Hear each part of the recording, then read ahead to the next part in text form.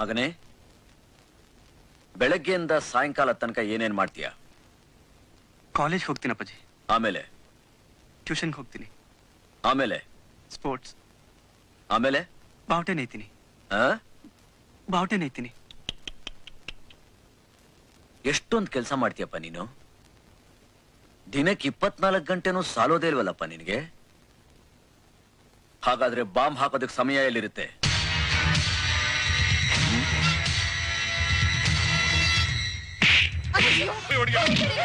ದೂರ ಹೋಗಿ.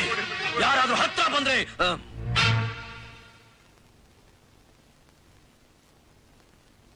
ಹೇಗೆ ಹೇಗ್ ಸಾಧ್ಯ? ಇಂಥ ಒಂದು ವಿಷದ ಹುಳು ನಮ್ಮ ವಂಶದಲ್ಲಿ ಬರೋಕ್ ಹೇಗ್ ಸಾಧ್ಯ?